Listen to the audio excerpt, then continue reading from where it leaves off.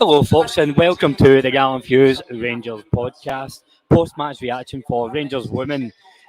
Absolute demolition of Hibs as they beat the Edinburgh side 7-0. My name's Colin McDuff, and joining me to the give us his thoughts live from Ibrox is Graham Campbell. Graham, how are you? I'm good, Colin, mate. Thanks for having me. Yeah, I thought we were in the clear to go and start recording, and then the Tannoy announcer was obviously waiting until the intro finished to put me off. But a really comfortable game for Rangers today, and they end up we'll run through it. So Rangers 7, Hibs 0. Goals coming for Kirsty Howitt, who managed to get herself 4 goals. One for Rio Hardy, one for Kathy Hill, and one for Megan Bell. So just before we get to the goals, the first 20 minutes, Graham. It's probably a wee bit of frustration for my part, and by the looks of the Rangers as well. We were getting into good areas, we were getting up the pitch, pressing Hibs back, but we were doing the old Arsenal of 2006 approach and trying to walk the ball into the net. Arsenal 2006 approach, you've caught me off guard with that. For any Peep Show fans, you'll know exactly what I'm talking about. And now you've also outed me as not a massive Peep Show fan. Yeah, no, listen, we started well, I thought. Kind of typical play to what we have been under Potter this season. Pretty slick, but maybe, as always, we could be more clinical. Looking back now, after a 7-0 win, it probably sounds a bit silly to say that, but look, we could have probably had double the goals we've had today. And certainly within those first 20 minutes before we broke the deadlock, we looked like we could get a scoreline like this today. So, listen, it's well deserved, but the first 20 minutes we started well, but Hibs maybe had one or two potential chances early doors, but after that we just shut them off completely. They did nothing. I think that my notes, they look a bit silly now, but like my notes in like the 21st and 23rd minute, it's from we've got good play breaking into the box, and then it's just the players no taking the chance, no having the bravery of just letting the shot go. The one too many passes, but we got there in the end. But we were helped a wee bit, I must say, with the Hibs goalie. So we had 3 goals in the first half, one in the 31st, the 35th, and the 41st. But let's go through them one by one. So first goal came for a Rangers corner, played into the box. It was cleared out, and eventually, I think it's Kirsty McLean plays it back into Kirsty Howitt, who has a pop. She drives it low and hard to the keeper's near post, and the keeper has to do better. But a goal's a goal, and I suppose Kirsty Howitt was one of the few actually taking her chances in the first half, shooting for out wide, and she ends up getting her 4 goals. But what I want to get your thoughts on the next 3 goals was the Hibs keeper. She didn't cover herself in glory, but it was certainly welcome with the Rangers fans. Yeah, listen, it was an absolute calamity of errors. You've got to say, we tweeted at half time about it. That she was subbed the goalie. Now, of course, that could be down to injury, but I would imagine it was performance related. She cost her team the 3 goals. The first one specifically we talk about, beat the near post. Look, sometimes from our point of view, having had all the pressure, missing a few chances, it's good to get that bit of luck. Break like that for Rangers. It takes a goal of mistake, but we get the deadlock broken, and from there on in, we looked like we weren't going to turn back. So, not you've got to feel for the keeper at times like that. Certainly from the Hibs point of view, but from the Rangers point of view, excellent. Good to see. Absolutely, and the first goal was probably the least calamitous, if you like. Second goal from Rio Hardy. Kirsty Howitt again, shot from outside the box. The keeper just parries it right into Rio Hardy's feet, who's there for the rebound. In the 41st minute, a lovely ball in for Brogan Hay. It's a straightforward catch for Caitlin Frayne, the Hibs goalie. She drops it, and again, Kirsty Howitt's there at the right time, and just palms it in. So she subbed at half time for Lena Wilson. Rangers start the game quite brightly in the second half, and in the 53rd minute, goal number 4 comes up.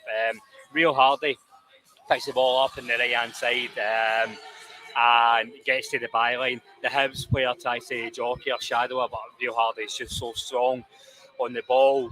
It leaves the Hibs player on their arse and cuts it back for a tap-in for Kirsty Hibbett. So I want to get your thoughts on the strikers in this goal here.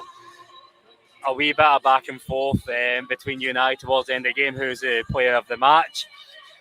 Kirsty Hibbett with the 4 goals, I'm saying is a lazy choice, but I can see why you go with Graham. For me, it's Rio Hardy, but I think what's really important is the partnership that they're forming. Yeah, obviously. The last season for us specifically, the goals were the issue. We weren't getting enough. We've now got 2 players up front who are forming a really good partnership, who are banging in the goals for us. Hardy was excellent today. Obviously, I scoffed at you because at that point out it wasn't a hat trick, and you're trying to you're trying to take the match ball away from her as well as a player of the match. But look, Hardy was great. But of course, 4 goal Kirsty Hibbett. No one's taking the player of the match off her today. No chance. So the next Rangers goal, they make it 5 2 minutes later. And this is from another Rangers corner. The ball gets cleared, and Nicola Docherty and Rachel McLaughlin at the halfway line to pick it up. Nicola Docherty puts a long ball in to the box, and Kathy Hill's still up there, and it's an excellent leap. She beats the keeper. Again, I don't know if the Hibs keeper, the setting keeper, maybe has to do a wee bit better, but bravely Kathy Hill heads it by. Probably a good time to talk about the defence. We've seen that back 3 pretty stable this year. Another clean sheet. Great for Kathy Hill to get a goal, but they are the experienced heads in the team. McLaughlin, Docherty and Hill, they played very well today. Yeah, absolutely. Listen, Kathy Hill, after a goal, I can see in your notes that you've put, it was in her big era. As she did go on about a 40-yard run from the back line, straight up to the edge of Hibs' box and laid a nice pass off to Kirsty Hibbett, who, to be fair, narrowly missed the post. So could have been another. And yeah, listen, Kathy Hill as well as the rest of the event, so absolutely solid today. As I alluded to earlier, Hibs really didn't trouble us at all. I can barely think of many touches Jenna Fife had today.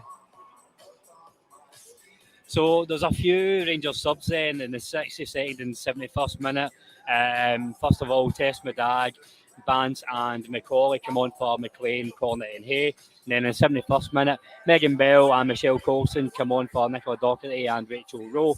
And 10 minutes later, Megan Bell gets goal number 6 with a lovely Colin free kick past the keeper. It was excellent technique. Keeper didn't have any chance. There's been a lot of criticism of Hibs goalkeepers, but I'll not give them too much for this. Very much giving the plaudits to Megan Bell. But I know last season she was quite a big player for Rangers, and we spoke to Jo Potter about Megan Bell coming back today. She did look good when she came on, but it's going to be hard for her to break into the team. I thought McLean, Cornet and Rachel Rowe in that midfield 3, without being spectacular, they're very solid, and you can see there's a bit of fluidity. It's not as set as a number 6, number 8, number 10. They do all interchange. It's a good option to have Megan Belfield on the bench, but I think it's when we compare this to the start of the season, when it's a lot of the under 18s setting up to give us options. We've got players like Megan Bell having to work her way into the game. Yeah, I think since Megan Bell came back from injury, so she's probably a good maybe couple of months back now, but I think she's definitely found her feet. I think she'll be disappointed when she's not starting, but I think we are seeing a good bit of rotation. Like Megan started a few games in the last few weeks, but I think we'll see more and more rotation. We've got a really strong squad. You mentioned the subs that came on. These are players that would have been starting for us last season. In terms of squad depth, we are in a really good place. Obviously, having some of our players come back from injury since the start of the season, we were pretty ravaged, and we spoke to Jo Potter about that early doors, and that allowed some of our younger players to step up, and that's obviously helped them in their learning development and also helped the team. So we've still got a lot of them with our place, but For me, the most important thing is for a lot of these players, maybe their first time playing at Ibrox today as well, and that would have been a big deal for them. So I'm glad, we got the 7-0 win, and I'm sure that'll be replicated next Saturday at Ibrox as well.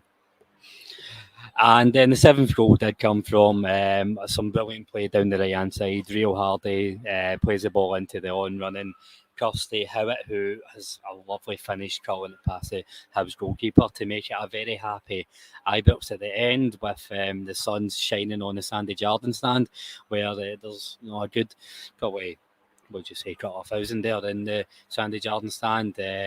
Nice of them to get the sunshine while Graham and I are in the cold, dark main stand. No sun breaking its way through here. But, last word, Graham, good day out at Ibrox. Glad you came. Always a good day at Ibrox. You can never turn down a chance to get yourself to Ibrox for whatever game's on. So, as you say, it's been a good turnout. And look, the amazing thing about the women's side of it, even after the game, whether it's at Ibrox, whether it's at Broadwood, the players are over, signing jerseys for the fans, talking to the fans, and that's what kind of separates women's football, the closeness with the players and the fans, and you can see that again today. But great for Jo Potter's first game in charge at Ibrox as well, a thumping, well-deserved win, and for the time being, that puts us at the top of the league until they play later on today. And we will be back next week with some sort of coverage as Rangers visit them in Airdrie. But if you do want to listen to Jo Potter's, and we don't know what player it'll be yet, but this will be added on to the end of this audio. But thank you very much for listening, folks, and we will speak to you again next time. Take care.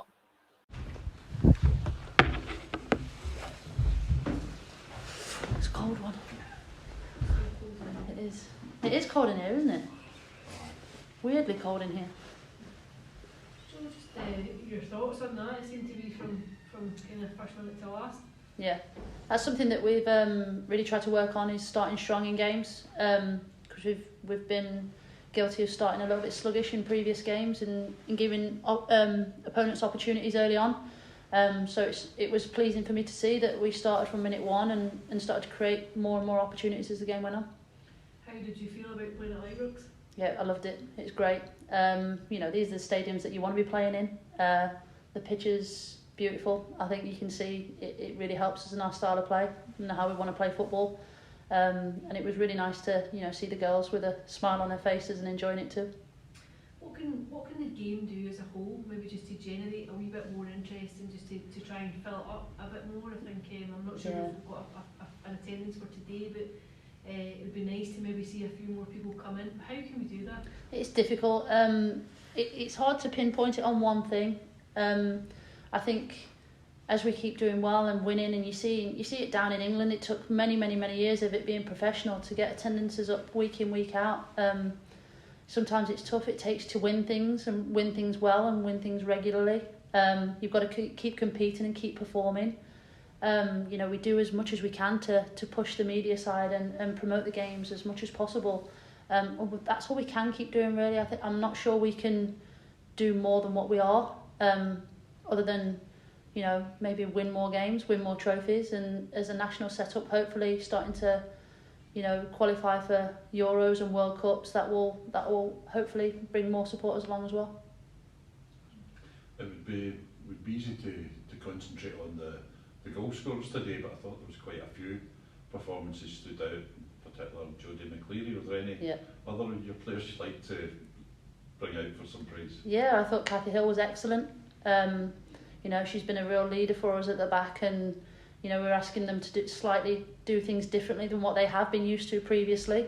They're really important for us in possession. They start off our build phase, so I thought she was excellent today in being able to manage that at the back and win her 1v1 battles as well, and keep a very good striker quite quiet throughout the whole game.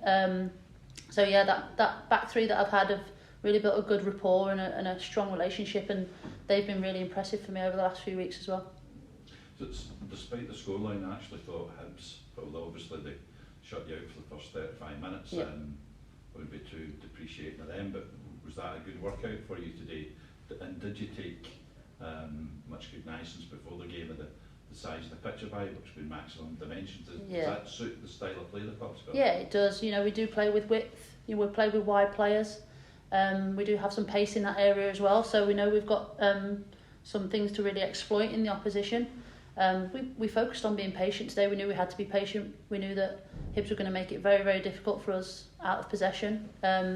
You saw how many shots they blocked in and around the box, on the line, you know, putting bodies on the line, blocking shots from. So we knew it was only going to be a matter of time before we broke that deadlock. But I was really impressed with how we did it and how we just kept going and going. And, you know, it's sometimes easy to just focus on that final third work. But for our defensive players to make sure that we're keeping the structure behind the ball is really important for us too, just to nullify any counter-attacking threats that Hibs do have, because that's something that we knew that they was going to bring to us today. So, yeah, the patience in the final third, I think, really paid off, and then it was only going to be a matter of time before we created some more opportunities. It's very early in the season still, Jo, but what do you think it will take to win this league? I think a level of consistency. You know, we knew at the start of the season, I asked my players to be a little bit more consistent with their performances. We are starting to see that now. They're working really, really hard. We know it's tough. You could drop a couple of games and that means you don't win the league, which is hard to take. But, you know, that comes with a little bit of pressure, and we know that we've got to be more consistent in our week, building up to the game on a Sunday, which we definitely have been. The players have been training extremely well. But that consistent level of performance stays high, which normally means you're going to win games. And that knowing how to win games week in, week out just breeds that winning mentality and hopefully winning trophies.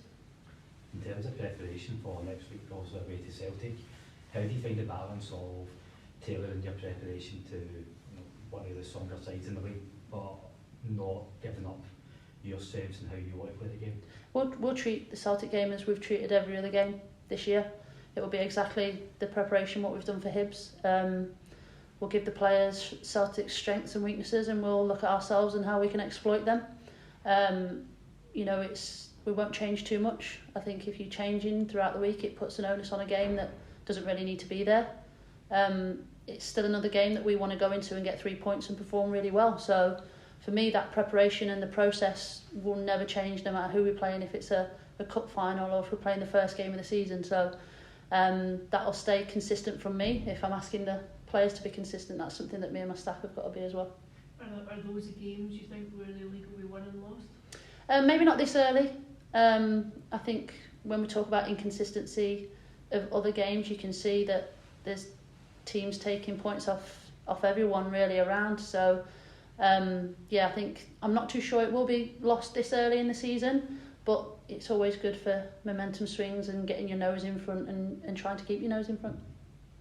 Jo, you've mentioned obviously Mark said we don't talk about goals, but I think we probably have a wee word for Kirsty and Neil. Yeah. How important is their partnership, especially in the new style of play that you're looking to play this season? Yeah, definitely. I think you can see that they're starting to really build a relationship, and you know, I think one week you'll see Rio scoring 2, 3, 4 goals, and then the next week it's Kirsty scoring 2, 3, 4 goals, and it's not like they're not wanting to set each other up either. You know, they've got some really good assists. I think they're the top assists in the team as well. So you look at it, and I'm really excited to see where that partnership can go. You can see that they're starting to get on some really good wavelengths now, and the combination play that they've got in and around that box, and they're truly happy when each other scores. And I think you can see that togetherness within that attacking threat and that attacking unit. So yeah, they're just getting going really. So yeah, it's just kind of watch this space and see what they can do. And you mentioned Kathy earlier on as well. She went full Beckenbauer at one point during the game as well. Yeah. But she also came off towards the end of the game. It looked like she was pointing to her thigh, and Yeah. you mentioned how key she is to how you play, especially with the kind of two converted fullbacks in that Yeah. back three. Is she okay? Is it just a case of a reassessment? Yeah, she's okay. It was just a precautionary really. She took a knee high up the top of her quad, so thought was in a comfortable enough position to be able to just pull her off for the last 5 or 8 minutes, just to, you know, not put her in a position that we didn't need to. Yeah, like I said, she's a big player for us, so just being able to bring her off and see and assess and look after her a little bit for next week. Thanks, Jo. Cheers, Thank guys. you. Thanks, Jo. Cheers, guys.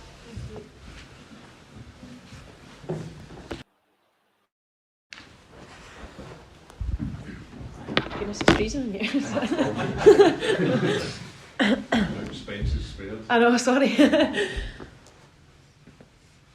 feel as though you're in great shape ahead of next weekend's game against Celtic? Yeah, it was obviously a positive game to then roll on to that one. I think our full focus was obviously on the Hibs game and dealing with that, which I think all the girls played really well, and we done that, and we'll go into training next week and look forward to that game against Celtic. I suspect you must feel as though there's a real confidence emerging within the group, just the manner in which you've started the season and the improvements that I think you can see in the team just since Jo's come in. Yeah, I think we started to come together and understand the formation, the new things that we were learning really well. It was always going to take a bit of time, and I think that's starting to show out in the pitch like you've mentioned. So our full focus is just to keep that going, and it takes a lot for that, and we can definitely take confidence off that game and games that we've played previously and use that in the games coming forward. What's been the key difference, do you think, between this season and last? I don't think there's much. There's obviously a few changes, and that's changes on the pitch, changes formation, everything like that. I don't think there's massive changes as such. It's just going well for us at the moment, and we need to keep that going. Thank you. How have you found that change of position personally, Rachel? Obviously playing on the left. Yeah, Right. right. How have you found that? Yeah, no, I'm enjoying it. It was obviously new for me. Like the formation has been for certain positions for other players. So yeah, it was a learning game at the start.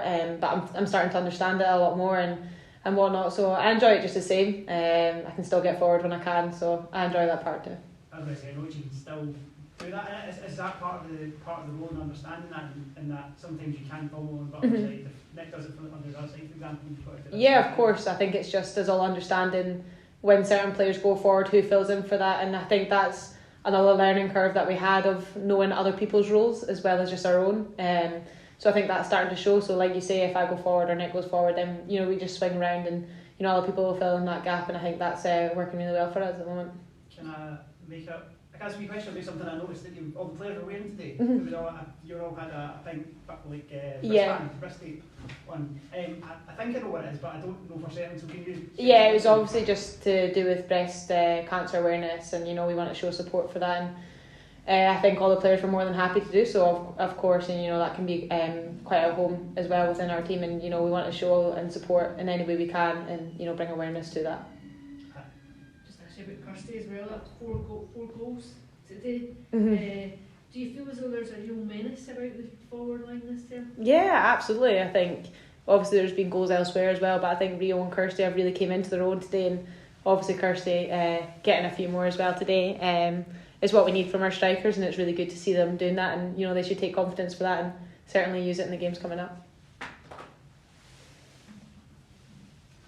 Right. Thanks Thanks, guys. Perfect, thanks so much. Good.